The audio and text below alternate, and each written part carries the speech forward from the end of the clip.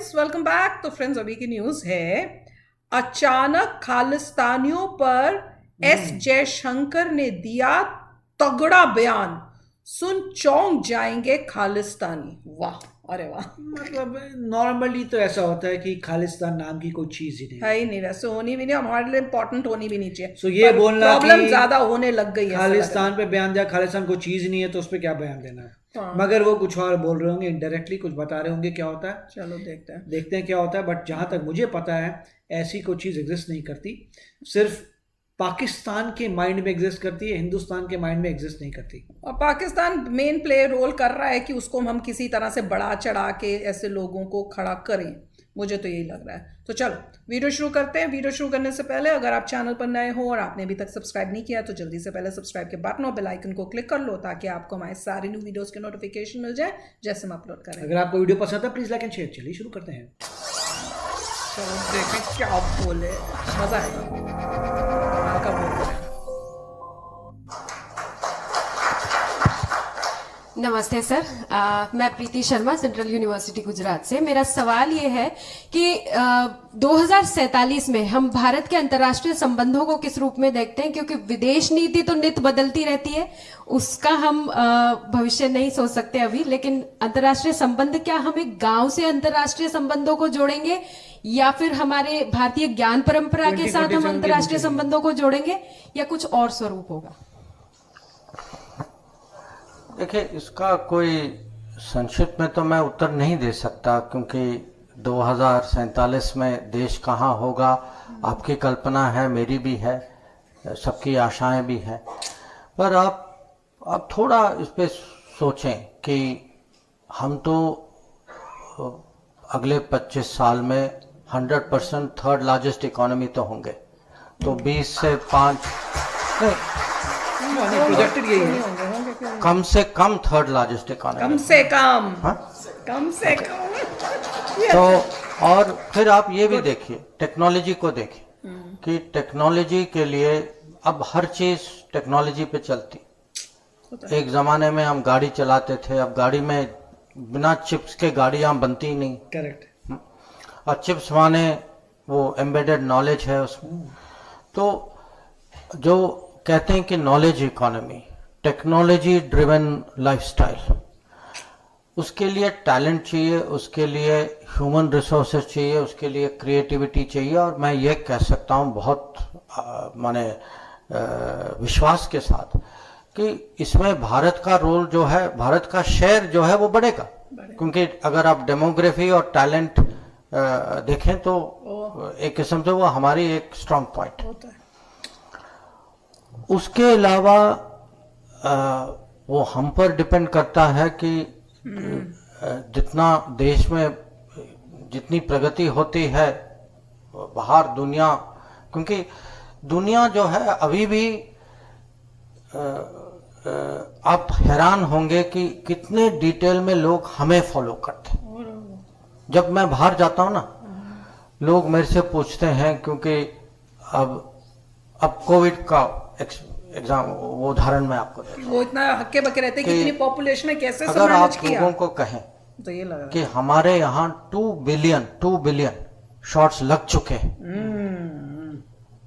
अब वो आंकड़े जो हैं माने बहुत अभी अमेजिंग भी है लोग हैरान हैं। कि कैसे कर लिया।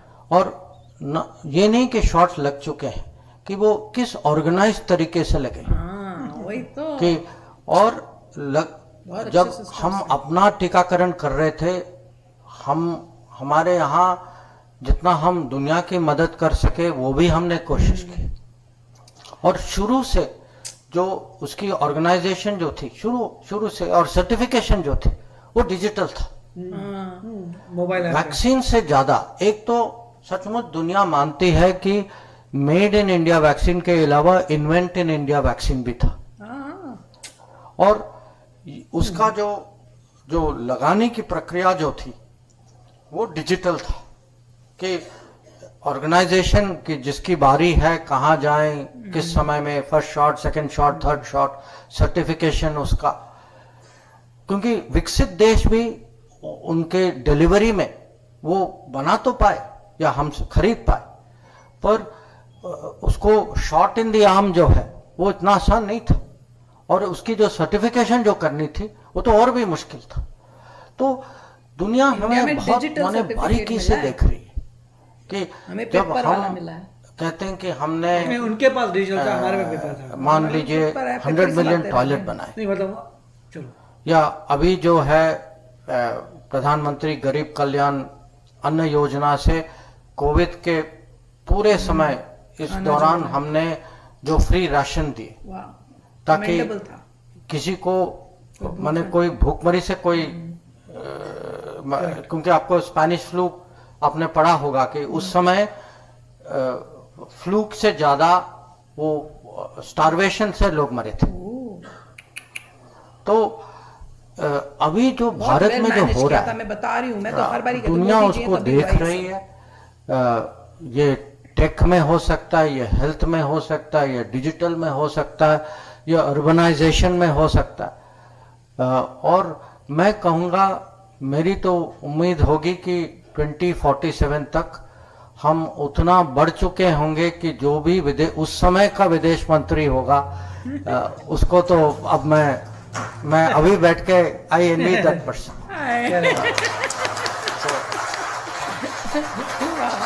Last question. Namaste, sir.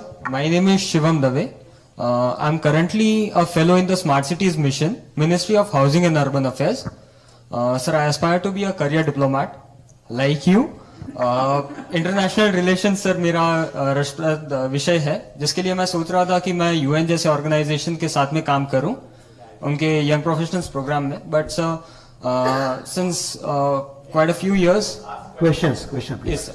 Yes, sir. So, sir, since the last few years, sir, India is not participating in such programs. तो सर आने वाले वर्षों में क्या हम वैसे कार्यक्रमों में भाग लेने वाले हैं? Sorry, which kind of programs? Sir, UN's young professional programs or World Bank's young professional programs, such programs? No, that's correct. It's a good point. We have been participating in such programs, maybe not in enough numbers. मुझे लगता है कि young Indians go out more, populate international organizations. That is something good. उनका खुद experience होगा.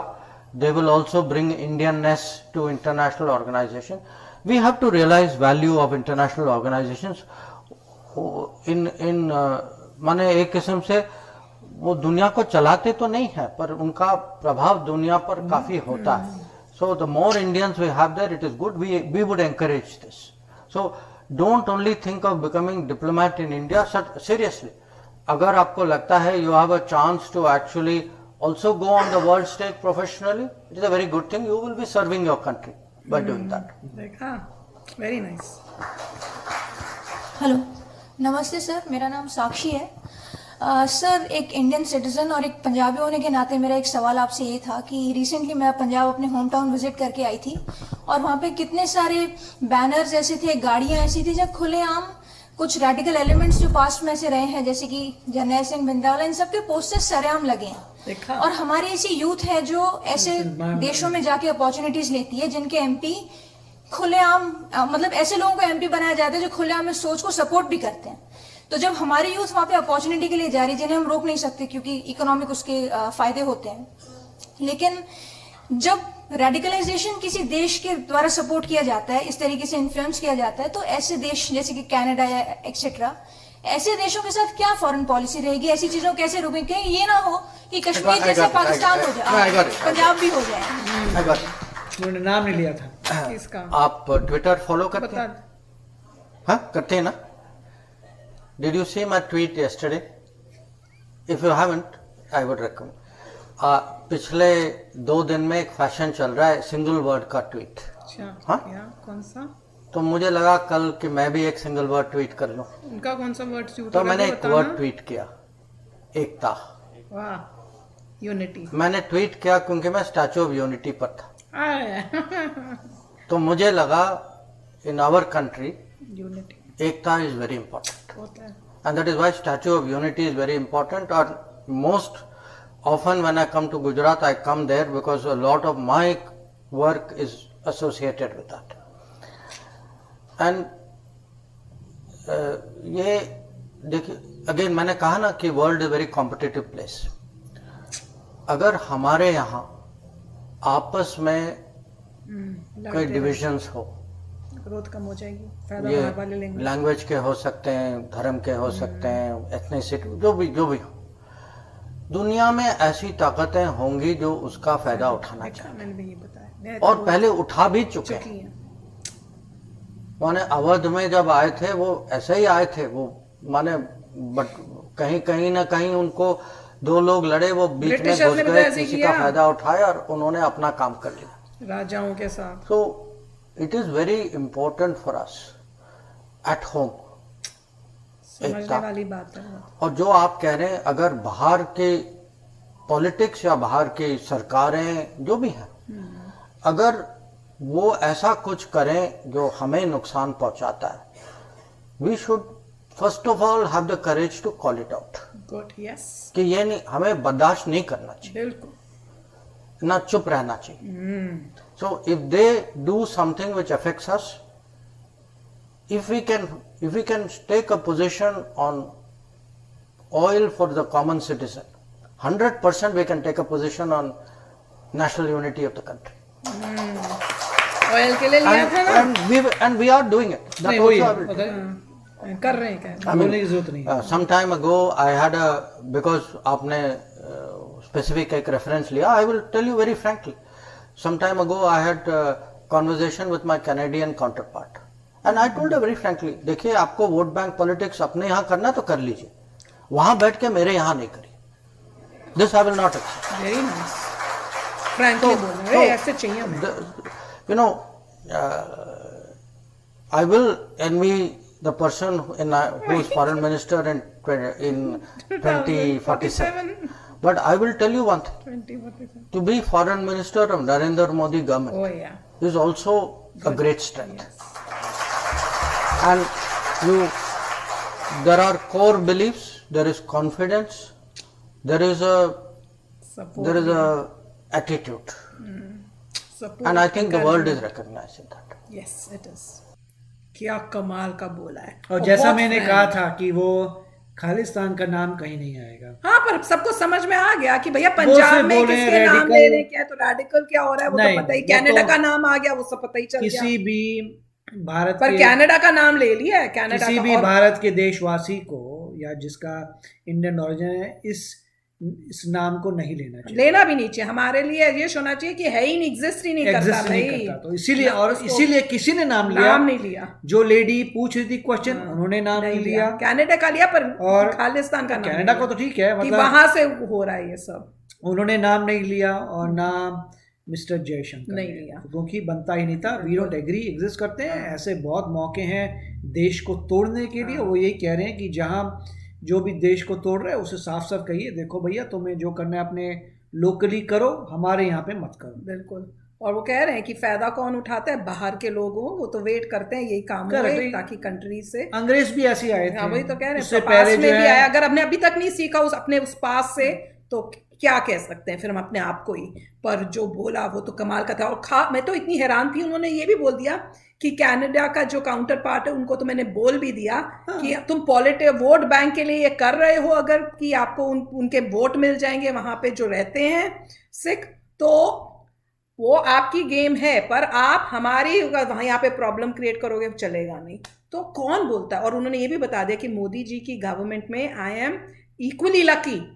मैं N V करता हूँ जो 2047 में बनेगा मेरी जगह, पर आई एम इक्वली लकी क्योंकि जो गवर्नमेंट है, मोदी जी की जो गवर्नमेंट है, उनका जो व्यू है, जो उनका एम है, जो पर्पस है, और जो वो सबको साथ लेके इनकरेज करके कर रहे हैं कि काम करना है, वो जो काम करना चाहते हैं ना, वो बहुत खुश है कि मैं इस गवर्नमेंट के साथ जुड़ा हुआ हूँ।